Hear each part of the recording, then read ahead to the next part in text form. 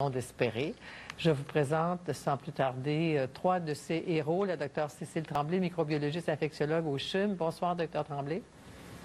Bonsoir, Madame Dussault. Mélissa Ranger, urgentologue à l'hôpital Charles-Lemoine. Bonsoir, Mélissa Ranger. Première interview avec vous le 1er avril dernier sur votre lit d'hôpital. Merci d'être avec nous ce soir.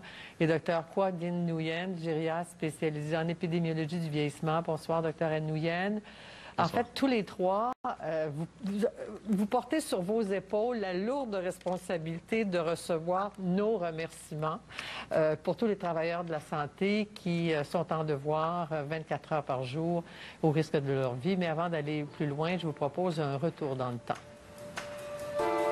On est confinés à nos cabines pour 14 jours. On aimerait bien sortir du bateau avant d'être contaminés, nous autres aussi. COVID-19 can be characterized as a pandemic. On est dans une crise qui va durer des mois.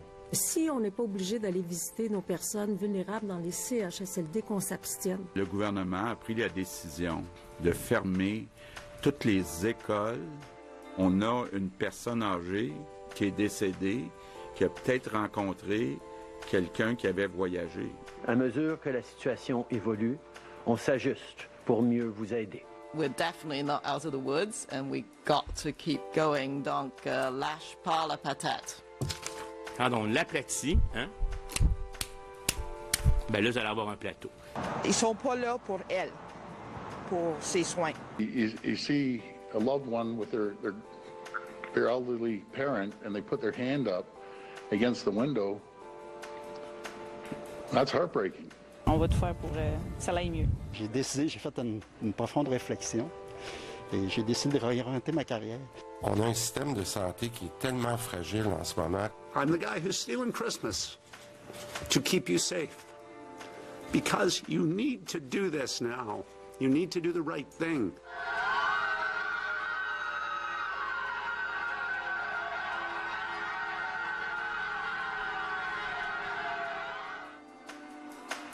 On a été aussi témoin d'une grande solidarité, d'une grande humanité à travers cette pandémie. À tous les trois, on vous a demandé de réfléchir à ce qui définirait le mieux ces derniers mois par un mot, une phrase. Et je vais commencer avec vous, Cécile Tremblay. Je pense que ce qui définirait le mieux pour moi, c'est le mot solidarité. Parce que malgré tout, malgré les hésitations, malgré l'ajustement perpétuel qu'il a fallu faire, puis qui pouvait apporter un grand degré de confusion et d'angoisse, malgré tout, la population a fait preuve d'une très grande solidarité. Puis c'est ce qui a permis qu'on maîtrise à un certain niveau l'épidémie au Québec, bien que ce ne soit pas contrôlé, bien entendu, mais ça aurait pu être beaucoup, beaucoup pire. Et puis, pour moi, c'est ce que je retiens là, de ces mois d'angoisse et de stress. Des mois d'angoisse. C'est la réponse. Ouais. Mais vous savez, quand on vous parlait presque quotidiennement, Cécile Tremblay, ça paraissait pas tout ce stress que vous portiez. On va y revenir parce que vous prenez soin de nous tous, vous nous éclairez, informés, vous nous soignez, mais vous avez aussi à penser à vous, Dr Ranger. Vous avez vécu la tempête de la COVID parce que la première fois qu'on s'est parlé, vous étiez sur votre lit d'hôpital, malade. Exact. Ouais. D'abord, comment ça va? Avez-vous des séquelles? Et c'est quoi le mot qui vous vient à l'esprit ou les mots qui vous viennent à l'esprit? Moi, ça va très bien. En fait, j'ai pas de séquelles, donc j'ai très bien récupéré de cette hospitalisation-là.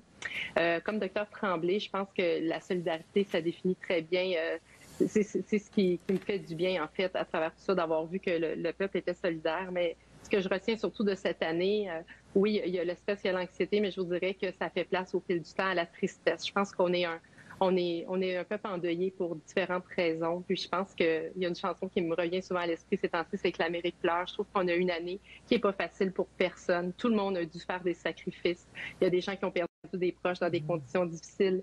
Il y a eu des entrepreneurs qui ont vu tout le fruit de leur travail, de leur vie, de perdre leur travail. On a des personnes qui ont vécu de la solitude très difficile, nos jeunes et tout ça. Je pense qu'on est un peuple qui a besoin de prendre soin de nous puis qui a vécu une année très, très difficile. Puis je pense que c'est la tristesse que je retiens en cette fin d'année. Bon, on va vous en prendre un petit peu de tristesse. On va vous aider à l'assumer. Et vous, Dr Nguyen, je rappellerai que Bien, vous êtes un peu une révélation pour nous à 24/60 parce qu'on a lu votre texte dans le Devoir, je crois. Vous dénoncez l'angle mort des personnes âgées. Bien que dans l'extrait qu'on a entendu tout à l'heure, la première personne décédée, c'était dans un CHSLD, je pense, dans la Naudière. C'était le cas aux États-Unis, c'était le cas en Italie. Mais vous avez dit c'est l'angle mort. Et là, on vous a invité à 24/60. Et c'était une révélation pour vous. Quel mot vient à l'esprit? Peut-être 2 mots ou 3. Il y en a beaucoup, malheureusement, là, pour une pandémie. Je pense que je commencerai par totalitaire. Hein. C'est peut-être sévère, mais la pandémie est quelque chose qui a affecté tout le peuple, toutes les strates de la société, toutes les générations.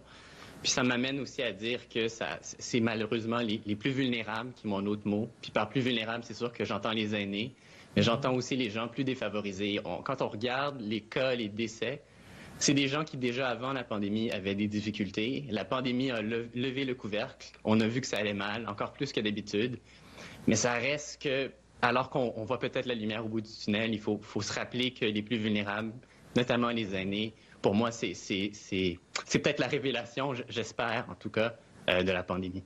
Avez-vous l'impression qu'on a déjà commencé à tirer les leçons grâce à vous de ce dont vous avez été témoin, de ce que vous avez vécu, de ce que vous avez pu faire pour soigner, sauver les gens? Et Cécile Tremblay?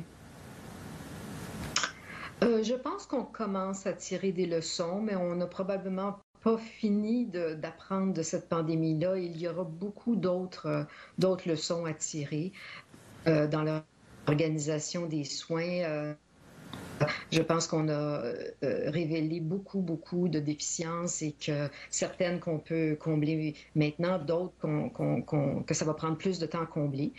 Entre autres, pour moi, le manque de ressources chroniques de personnel dans le système de santé qui était là avant la pandémie, puis pas seulement dans les CHSLD, mais c'est vrai que ça a joué un rôle critique là-bas. Mais il y a des problèmes systémiques qu'il va falloir adresser dans les mois qui vont suivre et les années qui vont suivre. Et puis, je pense que la pandémie va nous aider à tirer ces leçons-là. Et pour vous, Dr. Ranger, d'abord, une question plus personnelle.